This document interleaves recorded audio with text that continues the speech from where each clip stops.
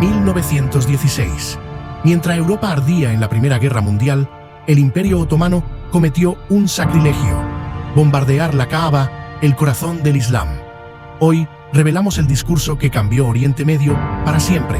Hussein ibn Ali, Sharif de la Meca, lideró la revuelta árabe contra los turcos, aliados de Alemania. Su arma más poderosa no fueron las espadas, sino las palabras. Hussein no era un rebelde cualquiera. Como custodio de la Meca, su denuncia tenía peso divino.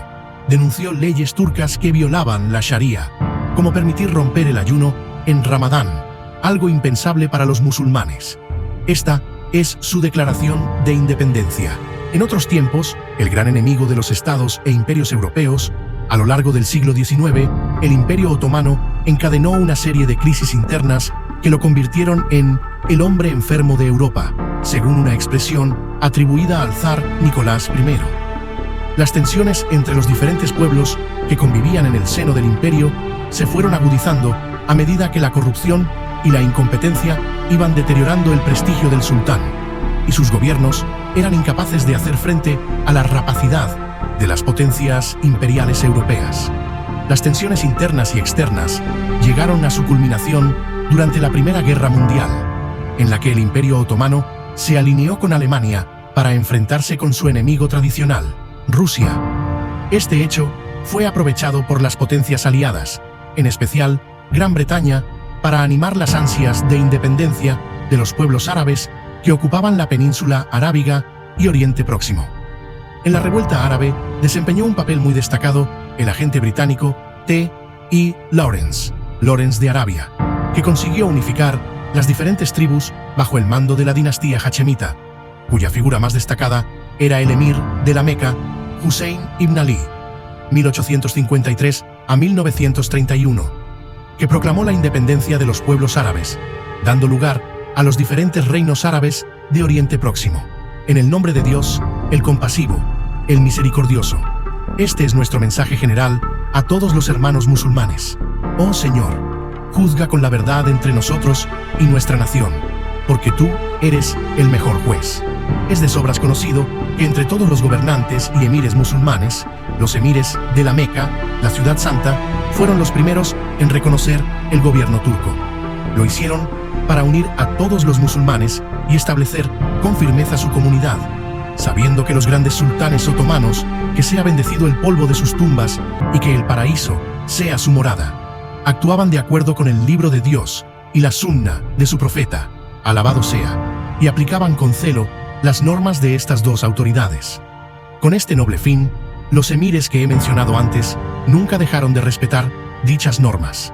Yo mismo, protegiendo el honor del Estado, animé a los árabes a levantarse contra sus hermanos árabes en el año 1327 con el objetivo de levantar el asedio de Abha, y al año siguiente se realizó un movimiento similar bajo el liderazgo de uno de mis hijos, como es de todos conocido. Los emires siguieron apoyando al Estado otomano hasta que apareció en escena el Comité de Unión y Progreso, y a partir de ese momento asumió la administración de todos los asuntos. El resultado de esta nueva administración fue que el Estado sufrió una pérdida de territorio que acabó destruyendo su prestigio. Como sabe todo el mundo, se hundió en los horrores de la guerra y se vio arrastrado a su peligrosa situación actual, como le queda claro a todos. Todo esto se realizó para alcanzar objetivos bien conocidos, sobre los que nuestra conciencia no nos permite explayarnos. Esto provocó que el corazón de los musulmanes sufriera por el imperio del Islam, por la destrucción de la población que residía en sus provincias, tanto musulmanes como no musulmanes, algunos de ellos ahorcados o muertos por otros medios, otros empujados al exilio. Añádase a esto las pérdidas que habían sufrido a lo largo de la guerra en sus personas y propiedades. Esto último especialmente grave en Tierra Santa, como lo demuestra rápidamente el hecho de que, en esa región, la crisis general empujó a las clases medias a vender incluso las puertas de sus casas, sus armarios y la madera de los techos, después de vender todas sus pertenencias para que su cuerpo pudiera seguir viviendo. Está claro que todo esto no alcanza para cumplir los designios del Comité de Unión y Progreso.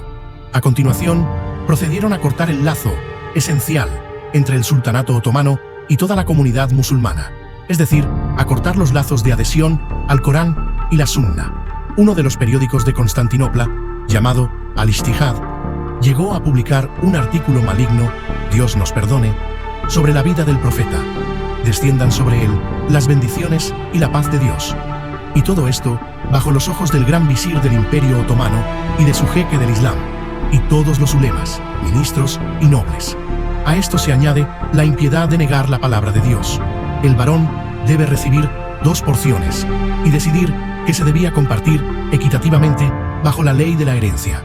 Después, procedieron a la atrocidad suprema de destruir uno de los 5 preceptos vitales del Islam, el ayuno del Ramadán, ordenando que las tropas estacionadas en Media, la Meca o Damasco pudieran romper el ayuno de la misma manera que las tropas que luchan en la frontera rusa, falsificando con ello la clara instrucción coránica de aquellos de vosotros que estáis enfermos o de viaje. También han implantado otras innovaciones que contravienen las leyes fundamentales del Islam, cuyas penas por infringirlas son bien conocidas. Después de destruir el poder del sultán, arrebatarle incluso el derecho a escoger al jefe de su gabinete imperial o al ministro privado de su augusta persona, y al actuar contra la constitución del califato a la que los musulmanes exigen obediencia. A pesar de todo esto, hemos aceptado dichas innovaciones para no provocar disensiones y un cisma. Pero al final ha caído el velo y ha quedado claro que el imperio está en manos de Enver Pachá, Jemal Pachá y Talat Bey, que lo administran a su gusto y lo tratan según su voluntad. La prueba más clara de todo esto es la instrucción enviada últimamente al cadí del Tribunal de la Meca para que emita sentencias teniendo en cuenta solo las pruebas presentadas ante él en el tribunal y que no debe considerar ninguna prueba presentada por los musulmanes entre ellos, ignorando de esta manera la aleya en la sura La Vaca. Otra prueba es que condenaron a la horca de una sola vez a 21 musulmanes eminentes, cultos y árabes distinguidos, además de todos los que habían matado con anterioridad: el emir Omar el-Jazairi, el emir Arif esh-Shihabi, Shafiq Bey el-Muayyad, Shukri Bey el-Asali, Abd el-Wahhab, Taufq Bey el-Baset, Abd el-Hamid el-Zarawi, Abd el-Ghani el-Arisi y sus compañeros, que son hombres bien conocidos. Es difícil que hombres de corazón cruel hubieran conseguido destruir tantas vidas de un solo golpe, aunque éstas fueran bestias del campo. Es posible que recibamos sus excusas y les perdonemos que hayan asesinado a tantos hombres valiosos. Pero ¿cómo podemos excusarles por la deportación, bajo circunstancias tan penosas y desgarradoras, de las familias inocentes de sus víctimas, niños, mujeres delicadas y hombres ancianos, y afligirles con otras formas de sufrimiento, además del dolor que ya habían soportado con la muerte de aquellos que eran el sustento de sus hogares? Dios dice: nadie cargará con la carga ajena. Aunque pudiésemos dejar pasar todo esto, ¿cómo es posible que podamos perdonarles que hayan confiscado las propiedades y el dinero de estas personas después de haberlas despojado de sus amados? Intentemos suponer que cerramos los ojos ante todo esto y consideremos también que pueden tener alguna excusa por su parte. Podremos perdonarles jamás que hayan profanado la tumba de un hombre piadoso, celoso y santo como el jeque Abd el-Qadir el-Jazairi el-Ilasani. Lo anterior es un breve repaso de sus hechos y dejamos que la humanidad en general y los musulmanes en particular emitan su veredicto. Tenemos pruebas suficientes de cómo consideran a la religión y al pueblo árabe en el hecho de que bombardearon la casa antigua, el templo de la unidad divina, del que se dice, en palabras de Dios: purifica mi casa para los que giran a su alrededor. La quibla de los musulmanes, la Kaaba de los creyentes en la unidad, disparando 2 proyectiles contra ellas con sus grandes cañones cuando el país se levantó exigiendo su independencia. Uno explotó a poco más de 1 metro por encima de la Piedra Negra y el otro cayó a poco menos de 3 metros de ella. La cubierta de la Kaaba se incendió. Miles de musulmanes acudieron a la carrera con grandes gritos de alarma y desesperación para apagar las llamas.